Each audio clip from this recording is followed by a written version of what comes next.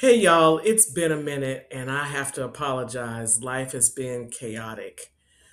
But I wanted to come back to a conversation we started recently about onlyness. You know, that situation of being the only black woman in the room or one of very few. Today I want to focus on something a little deeper. What happens after the meeting ends? Because a lot of time the moment passes, but the stress, it doesn't. Your body keeps carrying it. You drive home still thinking about what happened. You replay the conversation in your head over and over again. You wonder if you should have said something different than what you offered, or maybe said nothing at all. That's how onlyness lives in the body. When you're navigating environments where your ideas are overlooked, your authority is questioned, or your presence is constantly being interpreted, sometimes inappropriately, your nervous system, it stays on alert. Your body learns to brace for impact, emotional impact. Your shoulders lift slightly, your jaw will tighten, and your breathing gets shallow. You may not even notice it anymore because it's become so normal for you. But over time, that constant bracing for impact becomes what researchers call weathering.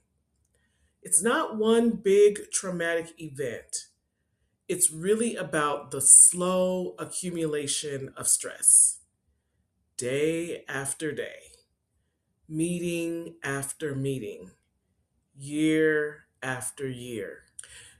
Weathering shows up in very real ways. You'll feel tightness in your chest, clenching of your teeth, those headaches that you get in the afternoon, brain fog, sometimes trouble sleeping.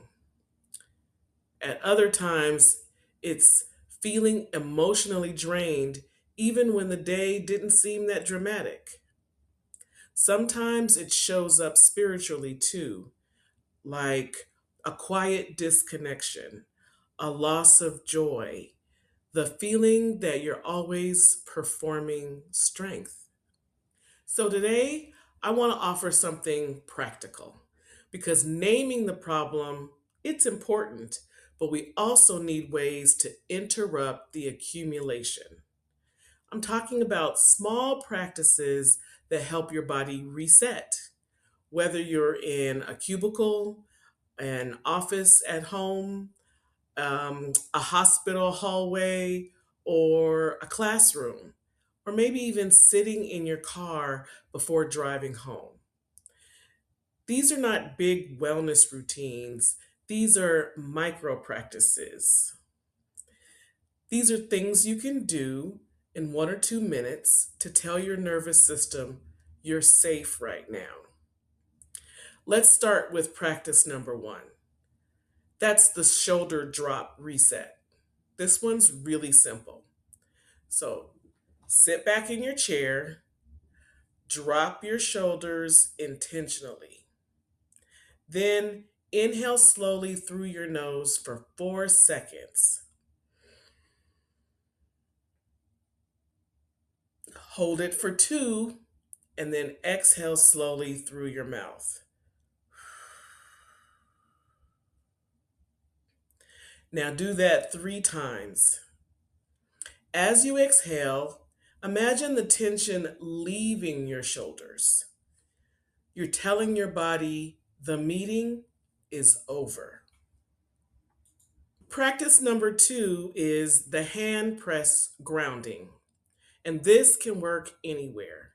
So you're going to press your palms together firmly, and you're going to hold that pressure for 5 seconds. You're going to release and then press again for 5 seconds. Now, when you do this, you activate your proprioceptive system. This is the body's awareness of itself. Now, it brings your mind out of rumination and back into your body. You stop replaying, you start recentering. Now, again, pressing 5 seconds and then release, press again for 5 seconds. That's really easy to do in your seat at at your desk, or in the restroom, or pretty much anywhere. Just take some moments for yourself. Now, our third practice is the commute release. And this is for women with long drives home or long drives to work.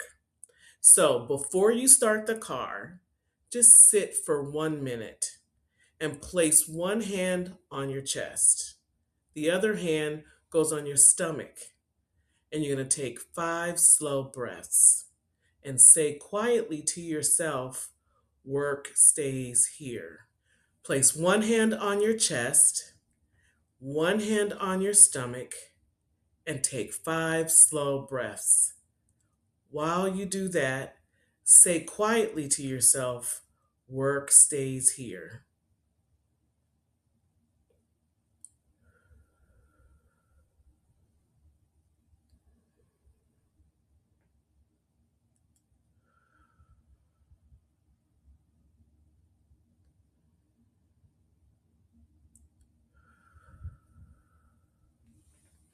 Now do that 5 times, and that is going to mark the transition from your day into your evening. It protects your evening, right, from the day that you've had at work. Now, practice number 4. This is the 30-second mental boundary. If you notice yourself replaying a conversation over and over, say this internally: that moment has passed. One more time. That moment has passed. Then redirect your attention to something physical around you. Your feet are on the floor, your breath, the temperature of the room. These kinds of recentering interrupts the mental loop that you were going through, that you were experiencing. And finally, practice number 5. This is an African ancestral grounding practice. Now, across many African traditions, connection to the earth is grounding and regulating.